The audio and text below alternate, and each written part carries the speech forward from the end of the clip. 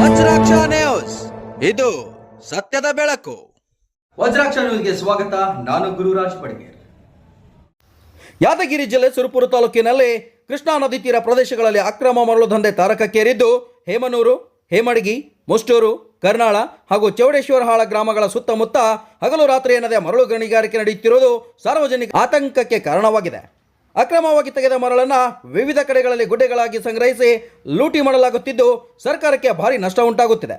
ಸ್ಥಳೀಯರ ಪ್ರಕಾರ ಸಂಬಂಧಪಟ್ಟ ಅಧಿಕಾರಿಗಳ ಗಮನಕ್ಕೂ ಈ ವಿಚಾರ ಹಲವು ಬಾರಿ ತಂದರೂ ಇನ್ನೂ ಪರಿಣಾಮಕಾರಿ ಕ್ರಮ ಕೈಗೊಳ್ಳದಿರುವುದು ಬೇಸರ ತಂದಿದೆ. ಈ ಹಿನ್ನೆಲೆಯಲ್ಲಿ ಕರ್ನಾಟಕ ರಕ್ಷಣಾ ವೇದಿಕೆ ಸಂಘಟನೆ ಒಕ್ಕೂಟದ ಕಲ್ಯಾಣ ಕರ್ನಾಟಕ ಘಟಕದ ಅಧ್ಯಕ್ಷ ಶಿವಮೋನಯ್ಯ ನಾಯಕ್ ಅವರ ನೇತೃತ್ವದಲ್ಲಿ ಸುರಪುರ ಘಟಕದ ಪದಾಧಿಕಾರಿಗಳು ತಾಲೂಕು ದಂಡಾಧಿಕಾರಿಗಳಿಗೆ ಮನವಿಯನ್ನು ಸಲ್ಲಿಸಿದರು.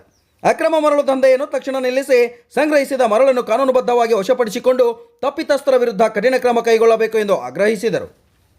ಇನ್ನು ಕ್ರಮ ಕೈಗೊಳ್ಳದಿದ್ದರೆ ಮುಂದಿನ ದಿನಗಳಲ್ಲಿ ಹೋರಾಟ ನಡೆಸಬೇಕಾಗುತ್ತದೆ ಎಂದು ಸಂಘಟನೆ ಎಚ್ಚರಿಕೆ ನೀಡಿದೆ. ಸ್ಥಳೀಯರು ಸಹ ಈ ಸಮಸ್ಯೆಯನ್ನು ಗಂಭೀರವಾಗಿ ಪರಿಗಣಿಸಿ ಪರಿಸರ ಮತ್ತು ಸಾರ್ವಜನಿಕ ಹಿತದೃಷ್ಟಿಯಿಂದ ತಕ್ಷಣ ಕ್ರಮ ಕೈಗೊಳ್ಳಬೇಕೆಂದು ಒತ್ತಾಯಿಸಿದ್ದಾರೆ. Vajraksha news report, ಚಂದ್ರಗೋನಾಳ್, Surpur. ಈಗೇನು ಒಂದು ಮಾಡಿರಿ ಅದು ಕಂಟಿನ್ಯೂ ಬಂದಿರ್ಬೇಕು. ಒಂದು 2 ದಿನ ಬಂದಾಗೋದು, ಮತ್ತೆ 4 ದಿನ ಚಾಲು ಆಗೋದು, ರಾತ್ರಿ ಹೊಡೆಯೋದು, ರಾತ್ರಿ 1 ಗಂಟೆಲಿಂದ 2 ಗಂಟೆಲಿಂದ ಏಕೈಕೆ ಹೊಡೆಯಬೇಕಾರೆ. ಯಾಕಂದ್ರೆ ಈಗ ಎಷ್ಟು ಸಾಹೇಬ್ ಬಂದಲ್ಲಿಂದ ಸ್ವಲ್ಪ ಭಾಳ ಕಡಿಮೆ ಆಗದ, ನೀವು ಬಂದಲ್ಲಿಂದ ಸ್ವಲ್ಪ ಮರಳಿನ ತಂದೆ ಭಾಳ ಕಡಿಮೆ ಆಗದ.